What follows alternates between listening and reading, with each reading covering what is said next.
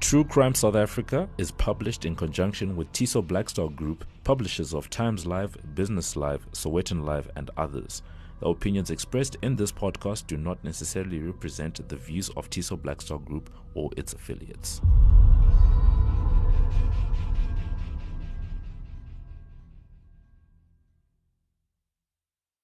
Welcome to True Crime South Africa.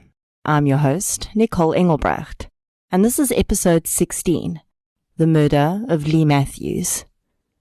This case was suggested by Jean Azel on our Facebook page. Thank you for listening, Jean, and thank you for the suggestion. This case happened in 2004, and at the time it had the nation in the grips of terror. A young girl, just days from her coming of age, ripped away from her family. What followed was a roller coaster, with her family hoping beyond hope that they would get their child back. One of the main resources I used for this episode was the book Bielefeld, a dossier of a serial sleuth, by Hanley Retief. Piet Bielefeld would end up cracking this case after 150 other officers had tried and failed. But he mentions in his book that, although he closed the case, it was never really closed in his heart. This case has an ending, but it's not closure. Because somewhere out there, a few people may just have gotten away with murder. Let's get into episode 16, The Murder of Leigh Matthews. The following episode may contain sensitive material, including descriptions of violence, sexual assault, or graphic descriptions of injuries to victims. If you feel you may be triggered by such material, please consider this before accessing our content. To access trauma counseling or services, please see the helpline information on our show notes.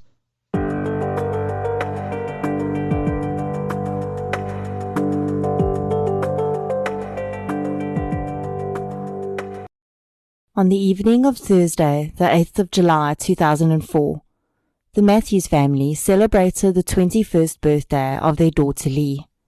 They had dinner at a Chinese restaurant in Cyrildene with close friends and family.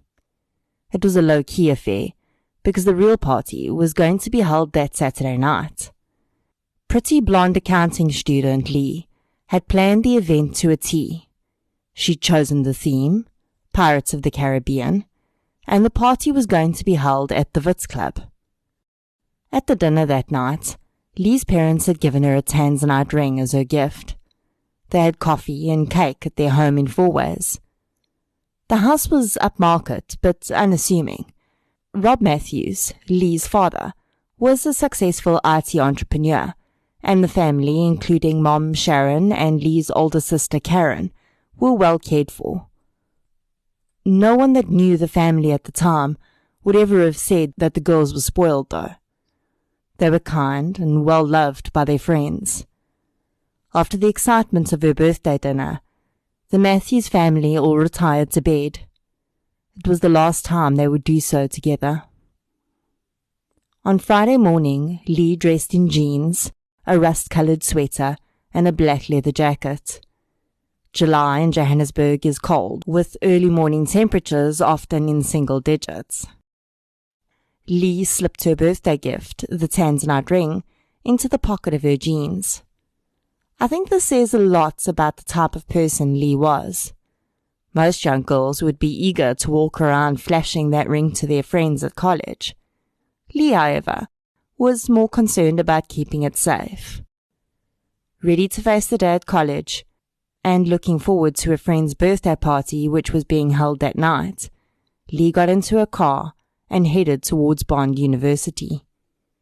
The university campus was in Morningside, Sandton, and interestingly, it closed its doors at the end of 2004.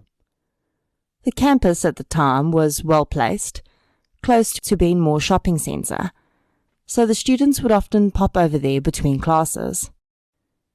The campus was secured with security guards at the gate. Leigh drove in, showing her student card to guards, and parked in the students' parking lot.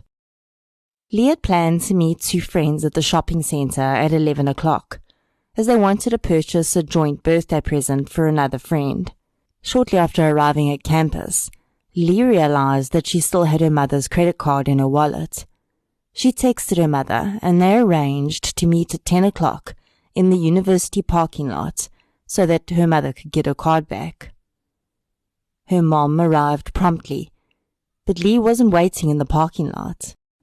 Sharon phoned her, but she didn't answer. Her texts remained unanswered as well. Later, one of Leigh's friends would say that she'd seen her walking towards the parking lot around 10 o'clock, and that she'd been alone. Another witness said that they'd seen Leigh talking to a man they didn't recognize. Sharon, thinking that perhaps her daughter had been held up in class, occupied a parking space and waited. She started calling Leigh's phone every few minutes. It continued to ring without answer until, eventually, it was answered, but it wasn't Leigh's voice on the other side. It was a man. He told Sharon that he'd kidnapped Leigh. Sharon recalls initially laughing. She thought it was one of Leigh's friends playing a prank on her. The man was angry, though. He wasn't joking, and he told Sharon that he wouldn't hesitate to kill her daughter if she didn't do exactly what he said. Sharon became hysterical and realized that Leigh's car was not in the parking lot. She phoned her husband and repeated the terrifying conversation she just had. I cannot even imagine how this call could have gone. Imagine being Rob Matthews for a minute. You're having a very normal Friday at work. Maybe you're in a meeting or you're with a client. Your phone rings and your wife's name flashes on the screen. Sure, it must be something about the upcoming party. You think about calling her back later for a brief minute, but then answer. Family comes first. Your wife is almost unintelligible with hysteria. Your child, the child you just celebrated a coming of age with, has been kidnapped. Rob Matthews called Leigh's cell phone, and a man answered. He very calmly demanded 300,000 rand in return for Leigh's life. He warned Rob that if he involved the police, Leigh would die. Rob would later say that the man sounded very professional. Rob Matthews drove to 2 different branches of Standard Bank and withdrew 300,000 rand in cash. While he was driving, he contacted a private investigation company, Revert Risk Management. He arranged to meet one of the PIs at a petrol station in William Nicol Drive. The PI highly recommended that they get the police involved. He made a call, and within half an hour, Superintendent Dion Skeepers arrived at the petrol station. He listened to Rob's story and then suggested that he tell the kidnapper he could only get his hands on 50,000 rand. While this was happening, Leigh was given the opportunity to phone her mother. Through tears, she told her mother that she was physically unharmed, but begged her mother to listen to the kidnapper and not involve the police. Rob received calls from the kidnapper on several occasions while he was arranging the money and meeting with the PIs and police. The kidnapper eventually agreed to accept 50,000 rand. A drop-off was arranged for the money at the R558 off-ramp near Grasmere Toll Plaza at 8 o'clock that night. A policeman was hidden in the back of Rob's vehicle. Rob had the money in an envelope on the passenger seat next to him. About 1 kilometer from the drop-off point, Rob suddenly became terrified that the kidnapper would see the policeman in the back seat and kill Leigh. He pulled over on the side of the highway and told the policeman to get out. He did, and Rob continued on alone. He was so nervous that he drove past the drop-off point. The kidnapper phoned him almost immediately and demanded to know what he was doing. Rob recalled that the kidnapper lost his cool for the first time. He swore at Rob, and as he dropped his guard, Rob heard what sounded like an accent. Rob turned around at the very next off-ramp and made his way back onto the highway. He pulled over at the drop-off spot and flashed his lights 3 times. That was the signal they'd agreed on. A figure moved through the darkness, and there was a knock on the rear window. Rob opened the passenger window and threw the envelope out the window. The kidnapper instructed him to drive. Rob drove back slowly, expecting any minute for his phone to ring and the kidnapper to tell him where he could find his daughter. 50 minutes ticked by with no call. Rob called Leigh's cell phone. It was switched off. He tried another 6 times to no avail. At 25 minutes past 11, he tried for the last time, and then started to fear the worst. Police had immediately formed a task force of 15 policemen and set up an office in the Joint Operations Centre at Johannesburg Police Station. The Joint Operations Centre was set up to specially serve as a centre of communications for emergencies. Also on the task force were specially trained hostage negotiators, and the PIs had been included to increase manpower.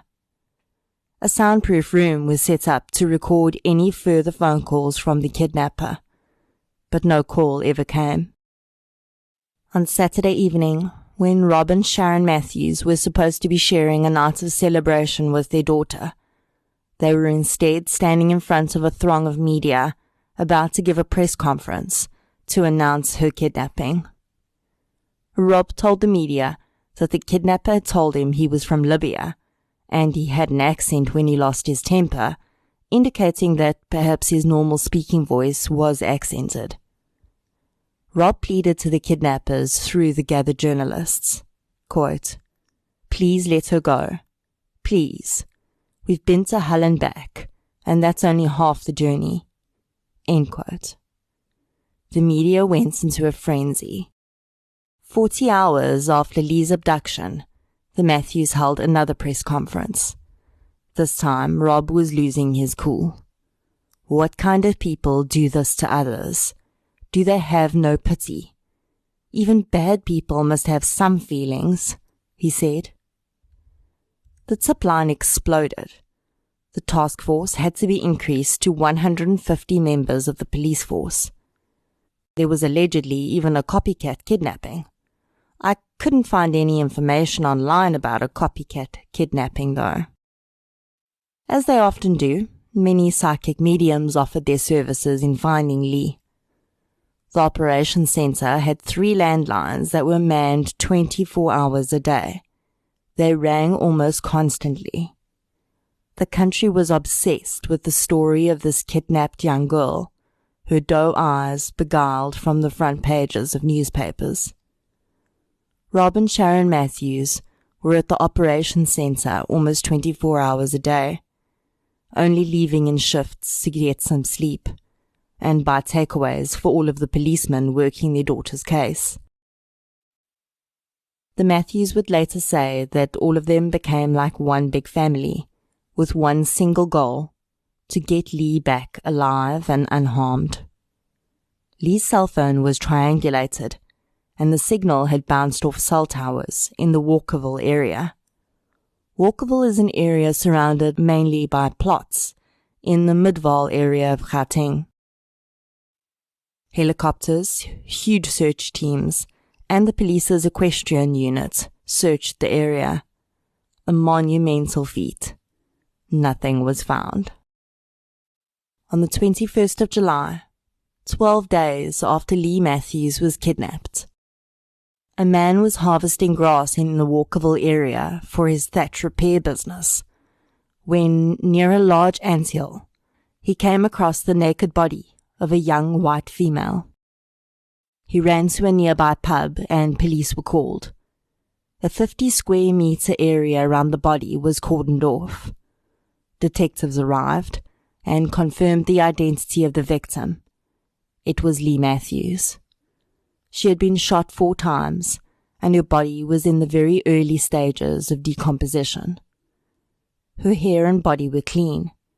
There was no sign that animals had come across her body yet, but a single spider had started to spin a web between her legs. beneath the web, lay 4 bullet cartridges. She hadn't been laying in that spot for very long. It would later be determined that she also hadn't been killed there. There was no blood. The bullet casings were perfectly grouped together as though someone had placed them there.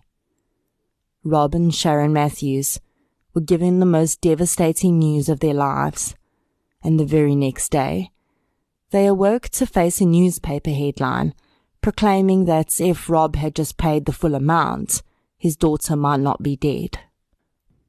The task force let the hostage negotiators go, and what was once a recovery operation turned into a murder investigation.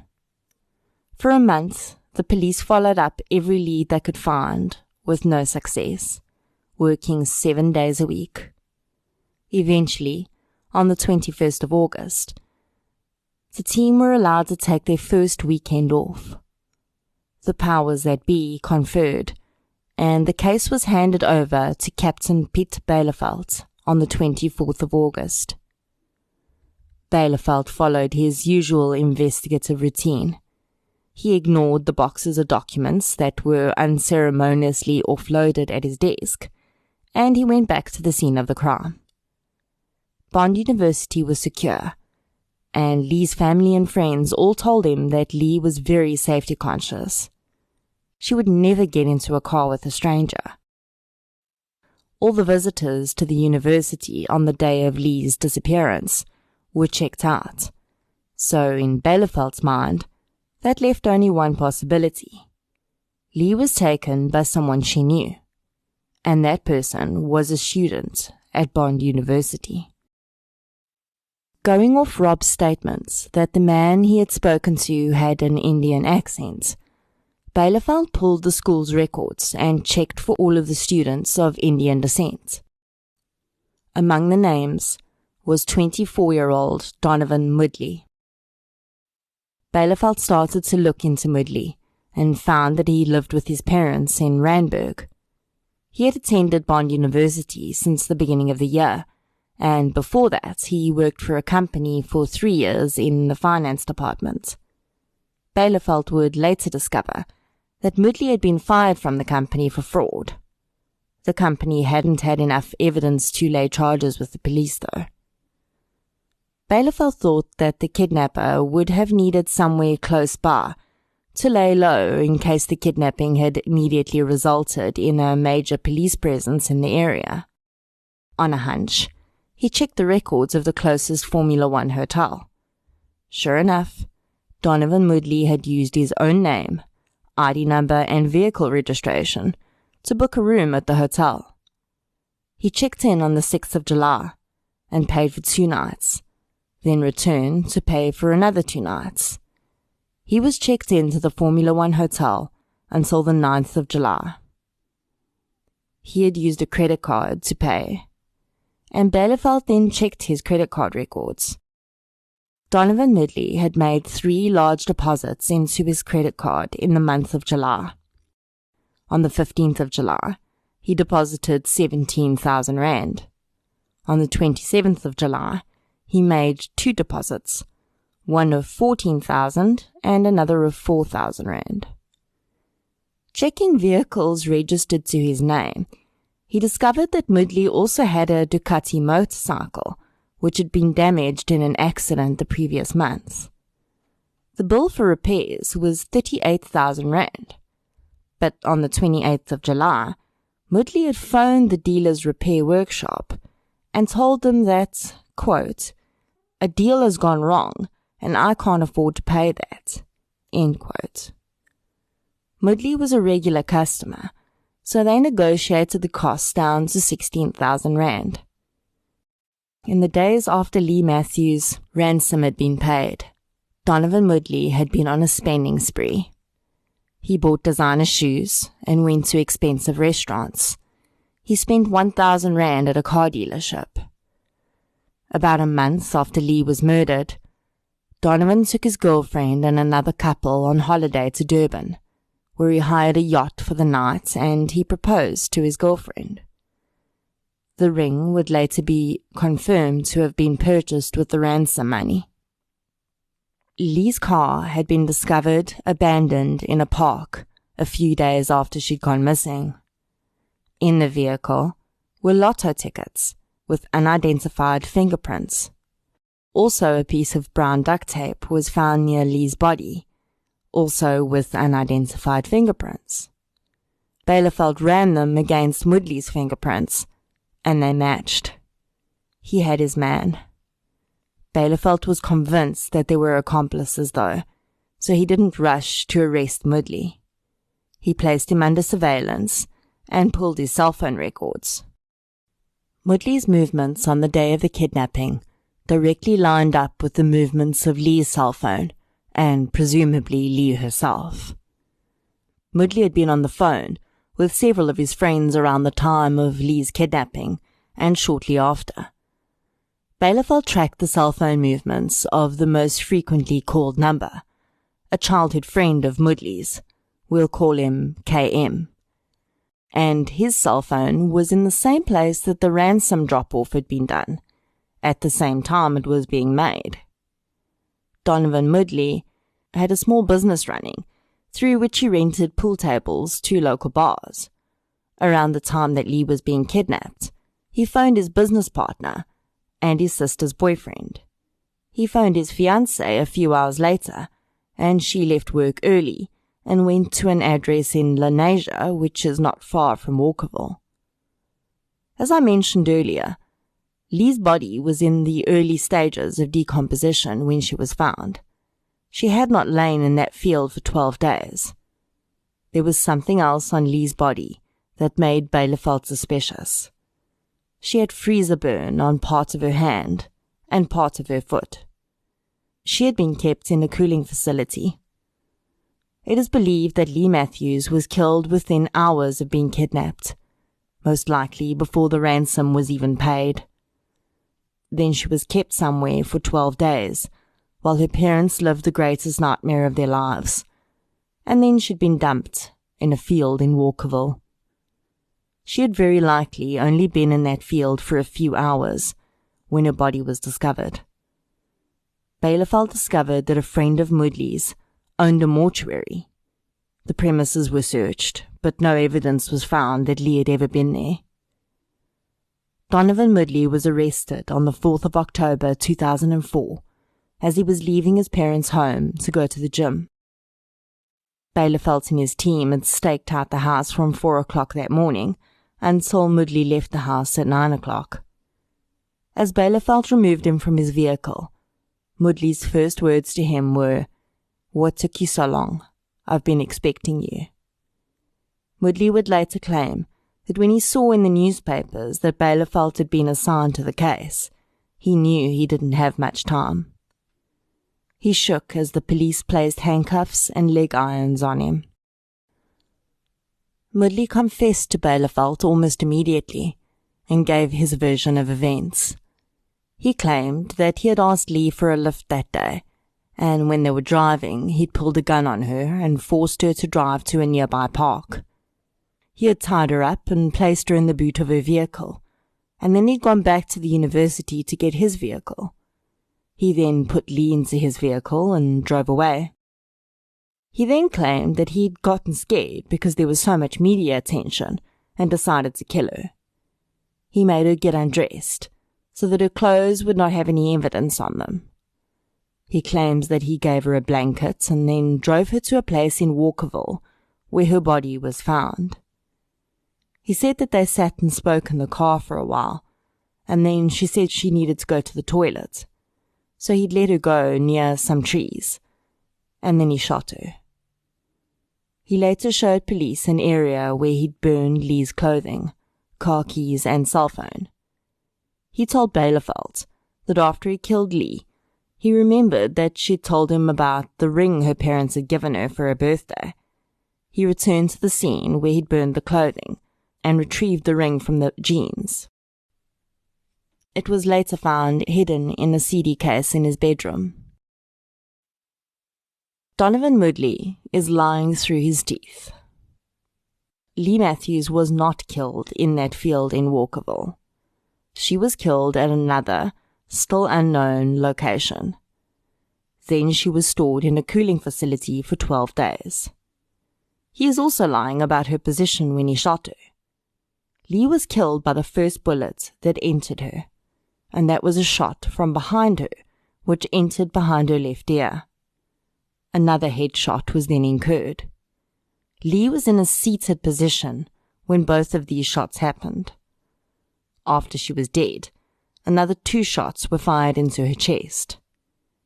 Woodley then gathered the cartridges, which must have taken quite some time, and kept them so that he could pose the scene when he dumped her 12 days later. There was also a gash on Leigh's head, where it looked like she'd struggled against a knife. Woodley claims to have had no idea about this injury. Woodley pointed out the scene where he'd left Leigh's body, and the scene where he burned her clothing.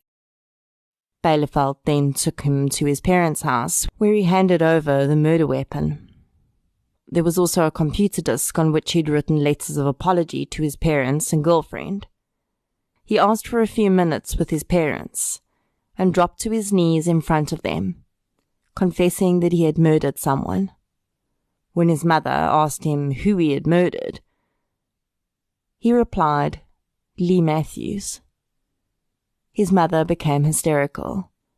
She would later say that she had seen Leigh's story in the newspaper and prayed for her parents every night. Little did she know that her own child was responsible for their pain. Donovan Woodley stood trial in Johannesburg High Court in 2005. He pleaded guilty to all of the charges against him. His trial lasted just 2 days. In his pre-sentencing hearing, experts testified to prove that he was lying, and that there was considerable possibility that at least 5 other people were involved in the abduction, and Woodley was protecting these people. Donovan Woodley was sentenced to 40 years in prison. He will be released at the age of 65. The Matthews family were happy with the sentence. Donovan Woodley's father testified on his behalf in the pre-sentencing hearing. He did not ask for a reduction in sentence. He simply spoke about the man that he had known as his son, and expressed how he felt as though he was responsible for Donovan's actions because he was his father. Rob Matthews expressed how the family's lives had been completely torn apart. He stated that it was difficult for them to accept that they'd never see their daughter again. And when he saw a girl that looked similar to Leigh, his heart would jump for a second, thinking that just maybe it could have all been a horrible mistake. When he left the witness stand, he shook hands with Donovan Woodley's father. Sharon Matthews would later say that they felt bad for Donovan's parents, as they had lost a child too. In 2010, Donovan Woodley attempted to appeal the length of his sentence. His appeal was denied. In 2011, when Piet Bielefeld's book was published, it revealed for the first time that there was evidence pointing to the fact that Leigh had not been the first person that Woodley had kidnapped. When Bielefeld looked at Woodley's financial records, he saw a deposit of 92,000 rand in January 2004. Woodley claimed that this came from his pool table rental business, but with only 2 pool tables out on rental at the time, the numbers just didn't add up. Bielefeld strongly believes that he was so organized and professional because he had kidnapped others. He'd got paid ransoms and released the people. Those people most likely just went back to their lives, grateful to be safe and not willing to tempt fate by contacting police. No accomplices were ever confirmed in the kidnapping of Leigh Matthews, but there is no way that Donovan Woodley committed this crime on his own. He had accomplices, and they're still out there, and maybe they carried on with the business of kidnapping. Woodley claimed that he had only killed Leigh because of the intense media pressure and the fact that he realized she could identify him. Again, I call bullshit on that. Donovan Woodley knew Leigh Matthews. His cell phone number was found in her phone records on one occasion 3 months before she died. On the day that he took Leigh, I believe he already knew that he was going to kill her. He saw a big payday, possibly his biggest so far, if he could secure the 300,000 rand ransom he wanted. He kept her alive long enough to use her to plead her case to her mother and provide proof of life to encourage the handover of the ransom, and then he killed her, probably soon after she last spoke to her mother and before her father had handed over the cash. I downloaded the judgment document for this case from Safely, and in it the judge also confirmed that it has been proven that there had to have been others involved in the crime. He also believed that Moodley had never shown any remorse. I don't know why Donovan Moodley refuses to give up his accomplices. He could have used that as collateral to reduce his sentence. I seriously doubt that he is trying to be noble. After all, there's no honor among thieves, and that likely includes, by default, kidnappers and murderers. More likely, he knows that if he's going to be in jail for 40 years, he needs to have something hanging over a few people's heads on the outside, so that they can get things for him and do things that he can't do. Either way, there are 5 people and 2 locations out there that still have not been identified. Leigh's parents started the Leigh Matthews Trust, which has aided in funding 2 trauma centers, one in Soweto and one in Randburg, for the victims of crime and their families to receive free trauma counseling. This is therefore Leigh's legacy, that others will receive assistance when greedy men like Moodley come knocking on their doors. Leigh was a popular girl, but she had her head on her shoulders. She was on track to a successful career as a chartered accountant, and she was a beautiful human being who Donovan Moodley had no right to take away from those who loved her. Thank you for listening to episode 16, The Murder of Leigh Matthews. If you enjoyed this episode, please subscribe to the show on the app that you're using to listen right now. You can also follow us on social media. We're on Facebook, Instagram, and Twitter. I'll be back next Friday with another full episode as your December bonus. Until then, thank you for your support, and I'll chat to you soon.